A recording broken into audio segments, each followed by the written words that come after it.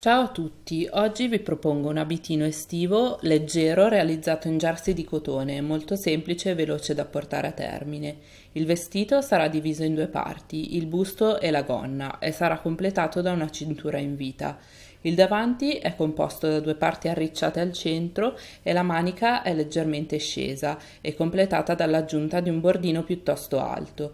La gonna invece avrà una forma ad A. Come prima cosa ho creato le arricciature, cucendo le parti interessate con il punto più lungo disponibile e poi tirando uno dei due fili. La prima parte ad essere arricciata e cucita sarà quella centrale. Le arricciature sul fianco e in vita ci serviranno in seguito e per ora verranno solo preparate.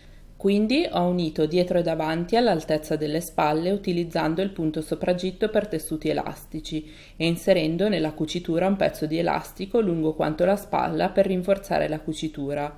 Quindi ho ripiegato i margini di cucitura e l'elastico verso il davanti e ho impunturato dal dritto con uno zigzag per tenerli fermi in posizione. Ora è la volta dei fianchi. Come prima cosa ho arricciato i fianchi davanti utilizzando l'imbastitura appena creata, in modo che i due lati avessero la stessa lunghezza, e poi ho cucito di nuovo con il sopragitto. A questo punto il busto andrà completato con dei bordini lungo lo scollo e le maniche.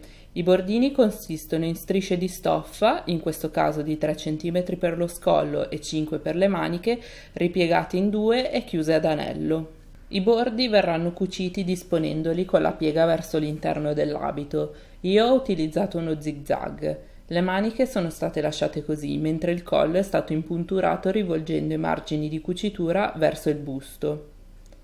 Il busto è terminato, possiamo passare alla gonna. Ho tagliato un rettangolo della larghezza dei fianchi e della lunghezza che desideravo per la gonna, compreso l'orlo e la cucitura in vita. Per creare l'effetto scampanato ho stretto leggermente la vita con una pence dietro e ho aggiunto, a partire da sotto i fianchi, un triangolo di stoffa che rendesse la gonna più ampia.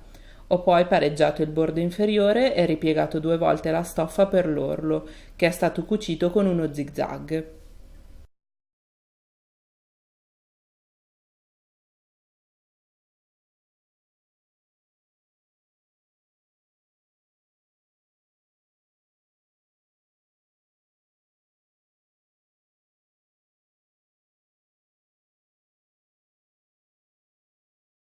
Le due parti del vestito sono pronte e andranno unite con una cucitura in vita. Ho disposto le due parti dritto contro dritto e ho arricciato il davanti.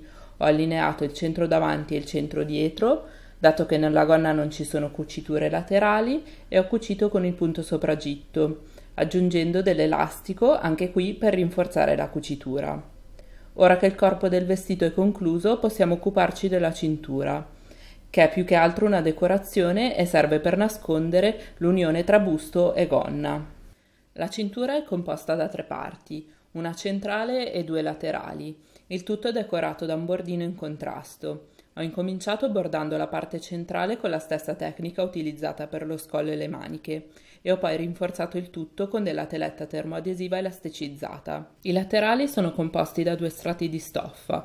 Ho bordato il primo e poi ho aggiunto il secondo strato di stoffa e infine ho rivoltato il tutto e unito le 3 parti. Anche i laterali sono stati rinforzati con teletta termoadesiva dove andava fatta l'asola e attaccato il bottone per la chiusura della cintura.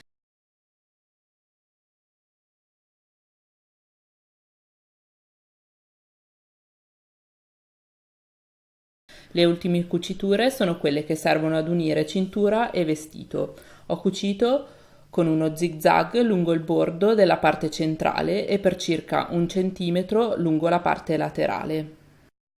Ed ecco qui il risultato finale, un particolare del davanti, uno del busto e della cintura e infine uno del dietro. Grazie per aver guardato il mio video, fammi sapere cosa ne pensi nei commenti e ricorda di iscriverti al canale. Ciao e a presto!